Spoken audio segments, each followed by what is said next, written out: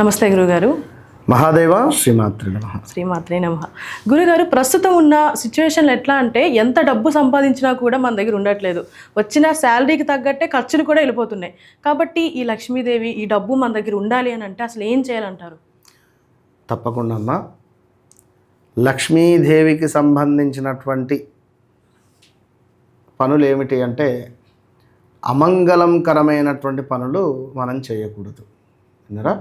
మంగళకరమైనటువంటి పనులు చేసుకోవాలి. శుచి శుభ్రంగా ఉండాలి. అధికంగా కూడా అమ్మవారు ఎంతటి శుచి శుభ్రంగా ఉంటుందో అంతకు మించి మనము కూడా శుచి శుభ్రంగా ఉండాలి. నీట్నెస్ ఎంత తక్కువ ఉంటే అంత కంటే ఇక మరొకటి లేదు. డబ్బు అసలే ఆగదు, విపరీతంగా ఖర్చు అవుతుంది. అదేవిధంగా డబ్బు కూడా నిలకడ ఉండదు.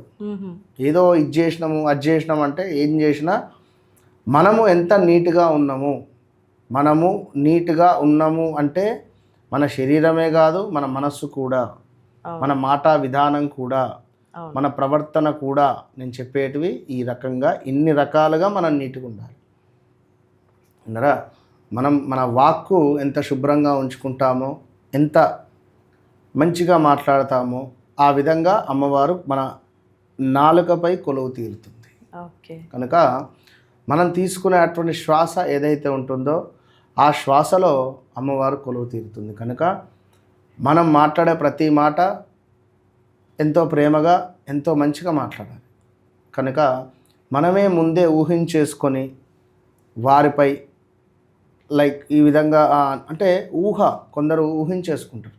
ఇప్పుడు ఫోన్ లేపలేదు, నా ఫోన్ లేపలేదు ఎందుకు, నా ఫోన్ అనే లేపలేదా, లేదా ఏదైనా పని మీద ఉందా, ఇట్లా ఉంటాయి మనిషికి. అంటే ఇవాళ రేపు చాలా బిజీ ఉంటుంది కొందరు జీవితాలు.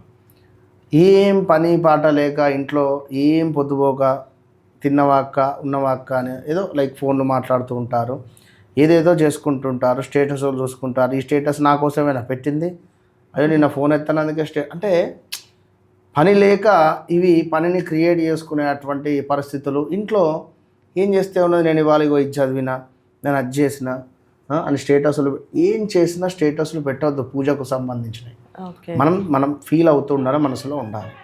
అదేవిధంగా డబ్బు ఇవాళ వచ్చింది, ఈ డబ్బుని రోజు కాపాడాలి. ఇవాళ ఈ డబ్బుని రోజు కాపాడాలి. రేపు ఎవరికైనా కట్టేది ఉంటే కట్టాలి. ఏమైనా ఎమర్జెన్సీ ఉంటే ఓకే. మంగళవారము పప్పును తినొద్దు, మంగళవారము నాన్ వెజ్ తినొద్దు, మంగళవారము ఎవరికైనా డబ్బులు ఇవ్వద్దు. ఎమర్జెన్సీ ఉంటే చెప్పలేము. కనుక మంగళవారం ఆ ఎనర్జీని మనం కాపాడుకోవాలి. అంటే ఇట్లా కొన్ని వారాలు ఉంటే ఈ రోజు ఆ రోజు అట్లా కూడా ఉంటుందా గురుగారు? మంగళవారము మీరే డబ్బులు అనేది కాపాడుకోవాలి. మంగళవారం రోజు హాస్పిటల్కు వెళ్ళిన, మంగళవారం రోజు డబ్బులు హాస్పిటలైజ్డ్ కట్టినా ఇక నీకు అది చక్రం స్టార్ట్ అయినట్టే. ఎప్పటికీ కడుతూనే ఉంటావు, ఎప్పటికీ పోతూనే ఉంటావు. అట్లా కొన్ని ఉంటుంది. కనుక ఎవరైతే ఒక ఎరుపు రంగు క్లాత్ తీసుకొని అందులో పచ్చ కర్పూరాన్ని వేసి, ఇలాచీలను వేసి, లవంగాలను వేసి, దాల్చిన చెక్కను వేసి అద్భుతంగా కూడా ఆ ఎరుపు రంగు మూటను మీరు ధనం పెట్టేటువంటి ప్రదేశంలో పెట్టి దాని వద్ద కొంత ధనాన్ని నిల్వ చేసి రోజు ఒక 11 రూపాయలు అక్కడ నిల్వ పెట్టడం ద్వారా అమ్మవారు సువాసన స్మెల్లో ఉంటుంది అమ్మవారు. కనుక మల్లెపూలు అంటే అమ్మవారికి ఎంతో ప్రీతి. కనుక మరి అలాంటి మనస్తత్వంతో మన ప్రవర్తన ఉంటూ అమ్మవారు మన మనస్సులో ఎదుటివారి వ్యక్తిలో ఉన్నది అని చెప్పి ప్రతి సెకండ్ అనుకుంటూ పూజించినటువంటి వారికి ధనపరమైనటువంటి ఇబ్బందులు ఉండవు. ఈ యొక్క మూటను అక్కడే ఉంచండి. 41 రోజులే చూడండి, ఎక్కువద్దు. 41 days టెస్ట్ చేయండి.